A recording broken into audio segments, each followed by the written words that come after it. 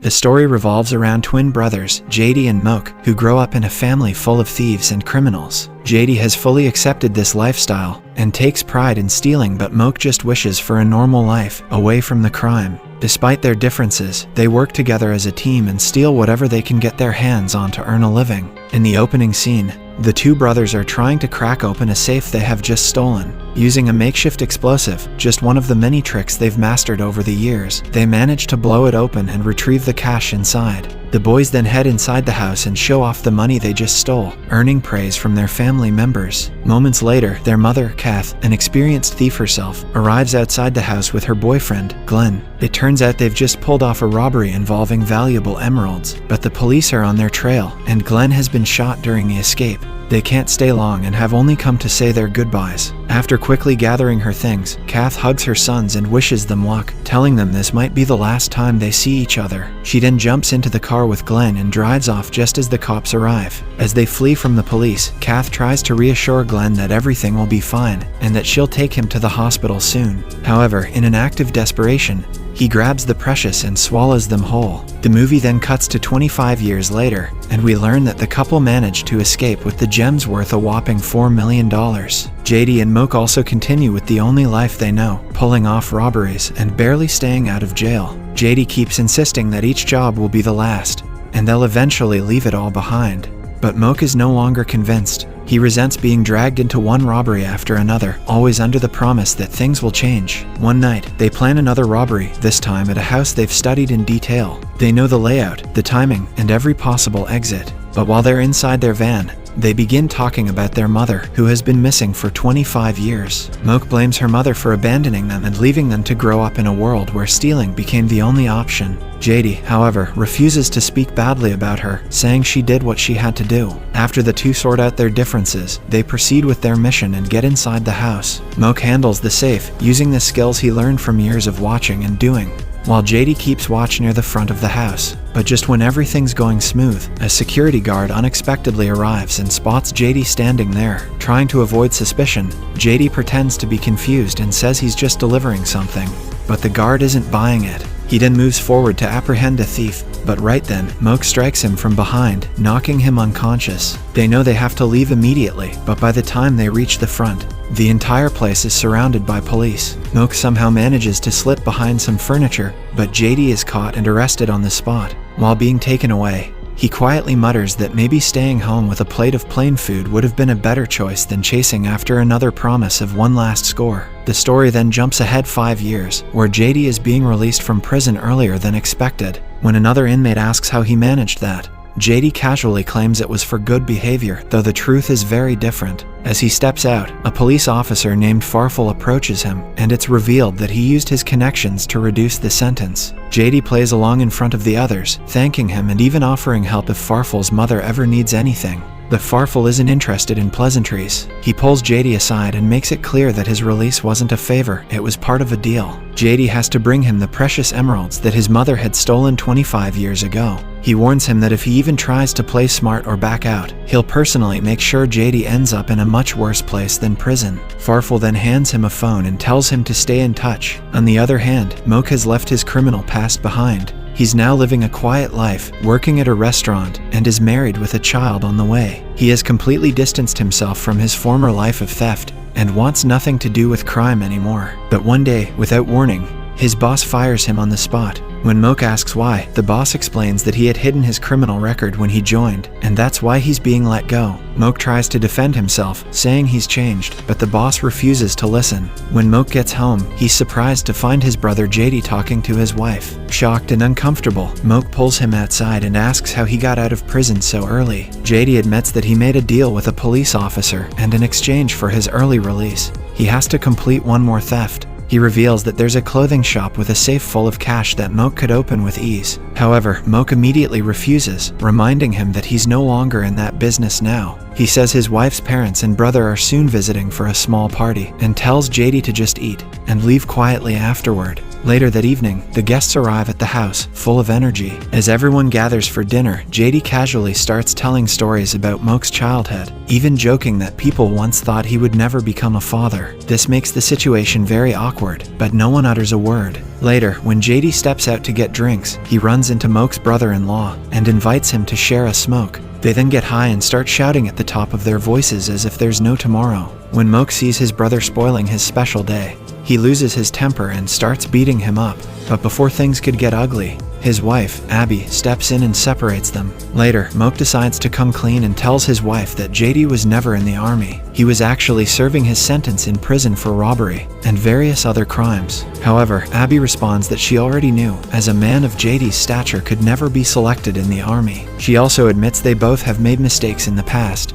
but says it's time to leave all that behind for the sake of their child. Meanwhile, JD returns to the place he's staying and finds 17 missed calls on his phone. Before he can call back, Farfel suddenly arrives and throws him into the bathtub. The enraged officer demands to know why JD hasn't been answering his calls all day long. He then asks where the emeralds are, and JD tells him he's working on it but needs time to put a team together. Farfel doesn't believe a word he says, so he pulls out a gun, forces JD to place his fingerprints on it, and warns him that if he tries to back out, these prints will be used to send him straight back to prison. He then punishes the poor guy further by knocking him out with a hard punch. A while later, JD eventually regains consciousness and finds Moke by his side, making a call to 911. But JD quickly throws the phone away and tries to explain what happened. He reveals how the officer had come to see him, threatened him, and even took his fingerprints on a gun so he couldn't run. JD tells Moke he doesn't need an ambulance, but something else, referring to the emeralds. Feeling pity for his brother, Moke agrees to help him out and asks where the safe is. JD responds that it's in a nearby city and will take 2 days at most to complete the job.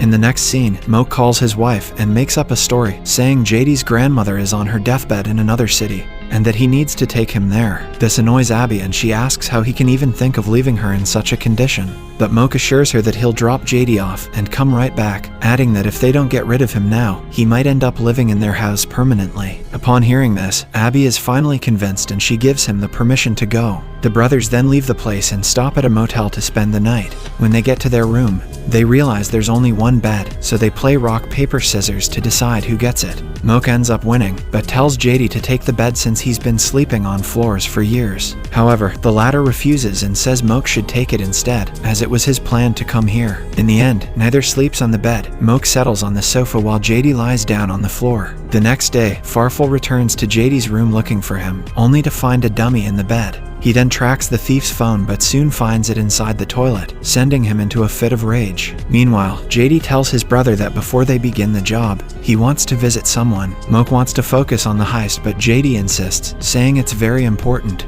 He explains that during his time in prison, there was someone who supported him online and that he just wants to meet her quickly since her house is on the way. Although Moke doesn't like the idea at all, he has no choice but to agree. A short while later, they arrive at the house, which belongs to JD's girlfriend, Bethesda. She's surprised and emotional to see him and says she's waited for him for a long time. Despite being angry that JD never informed her about his release, she softens after hearing what he went through. She then takes his hand and leads him to the bedroom, where she turns on some rock music. While they're busy doing private stuff, Moke wanders around the house and ends up watching cartoons in the living room. Suddenly, an orangutan enters and closes the door behind it, which startles Moke. He thinks it might attack him, but the ape simply lights a cigarette and starts smoking. It introduces itself as Samuel, and Moke replies by introducing himself too. But then, it begins to act strange and gets too close to Moke, eventually doing something that makes him extremely uncomfortable. Disturbed and alarmed, he quickly pulls away and runs outside to the car. Back inside, Bethesda leaves the room to use the bathroom.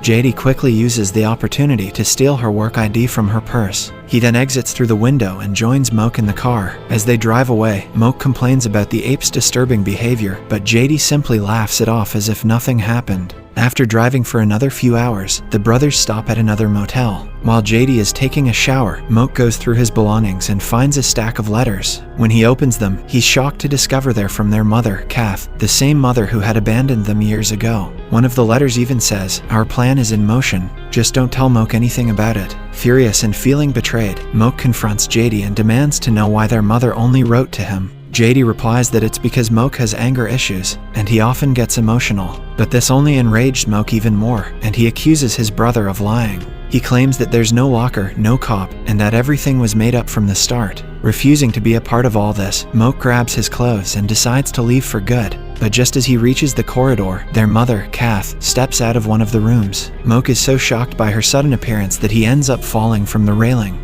Later, the three of them go to a bar to discuss the situation. Moke, still angry, asks Kath why she never came back in 25 years, and whether she ever thought about what would happen to her sons. Kath admits that because of her greed and fear of the police, she went into hiding and never returned. The scene then cuts to the past where her boyfriend swallowed the emeralds. They managed to somehow evade the police, but Glenn soon passed away due to his injuries. As the cops were still hot on her heels, Kath quickly buried Glenn's body and fled the country. In the present, she reveals that she's dying and has come back only because her time is running out. Moke doesn't believe her, but JD steps in and says she has brain cancer and won't live for more than a year. When Moke hears this, he's still unwilling to be part of any plan. He says he's left all that behind and wants nothing to do with stolen diamonds or emeralds. JD tells him they're not stealing anything, only recovering what already belonged to their family. He tries to convince Moke by asking whether a waiter's salary is really enough to give his child a good life. The comment hits Moke like a ton of bricks and he eventually agrees to help with just this one job. The next day, the three of them head to the place where Kath had buried her boyfriend. Meanwhile, Officer Farfel shows up at Bethesda's house and interrogates her about JD. She responds that she doesn't know where he is, and that even if she did, she wouldn't say anything. But this only enraged the corrupt officer, so he grabs her and demands to know the whereabouts of JD. Under pressure, she finally admits that JD came with his brother, stole her ID card, and left without even saying goodbye. Farfel tries to ask more questions, but just then, the orangutan arrives, drags him inside the house, and beats him up badly. Back with the brothers, Moke uses Bethesda's stolen ID to access the construction site where she works and steals a JCB machine. The three of them then head to the location where the body was buried. Moke starts digging and eventually uncovers the remains along with the emeralds. But just as they find them, the landowner arrives with a group of people. As it turns out, the land is now part of a private golf course. The group starts chasing them and even attacks them with golf balls. In the chaos, one of the men grabs JD, but Moke manages to break him free. The three of them then escape into a nearby forest, taking the emeralds with them. Once there, they decide to bury the remains of Kath's old lover before moving forward. After recovering the emeralds, JD feels that everything has gone exactly the way it was meant to. Their mother's plan has finally come together after years of chaos. He thinks about how he was in prison, how Moke lost his job, and how despite all that, they have still managed to pull it off. But upon hearing this, Moke suddenly recalls something important. He never told anyone about him being fired from the restaurant. This makes him realize that both JD and their mother had planned everything, even his dismissal, just to push him into joining this mission. A furious Moke then erupts at his brother, calling him a liar and a manipulator who has ruined his peaceful life. JD admits that he hasn't been honest, but reminds Moke that he is not perfect either. The argument soon grows personal, and Moke ends up striking his brother with a shovel, sending him crashing inside the grave. He then walks away from there and sits near the river, trying to calm himself. Soon after, Kath finds him sitting alone and tries to talk to him. Moke says he always knew JD was manipulative, but never expected the same from her. He asks if she came back for them or just for the emeralds. Kath acknowledges that she failed them as a mother, and since she couldn't give them love, she at least wants to leave them some money before she dies. She then reveals that she has brain cancer and doesn't have much time left. At the same time, Farfel arrives at the spot and tracks them down.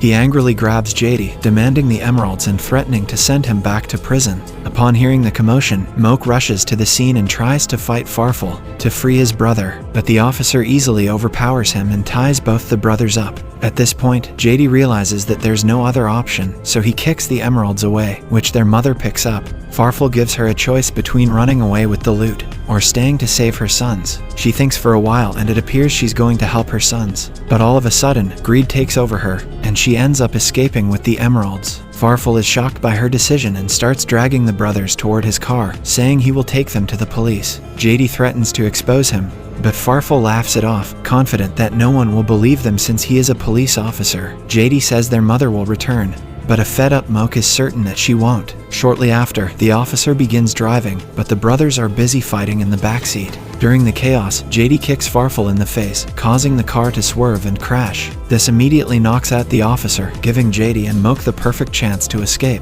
After untying themselves, they find their way to a nearby junkyard, where they take a moment to catch their breath. Moke also calls his wife and reassures her that he'll be home soon. Later, JD tells him to walk away and stay out of it, but Moke refuses. He reminds JD that their mother still has the emeralds, so they need to find her and bring an end to this. Meanwhile, Kath is already at a diamond exchange, trading in the emeralds for cash, but she doesn't sell all of them and keeps a few for herself. As she steps outside with a large sum of cash, she finds her sons waiting for her. They've lost whatever trust they had left, and they confront her the moment she appears. Moke asks her directly what she plans to do with the money. Kath stammers, trying to come up with an excuse, but then, just like before, she makes a run for it. The brothers chase her down, following her into an abandoned mall. During the scuffle, the bag of money slips from her hands and hits the ground. As JD moves toward it, Farfel suddenly shows up with a gun in hand and starts firing. He angrily shouts that he's going to finish all of them. Caught off guard, JD and Moke pretend to surrender and try offering him the money to calm him down.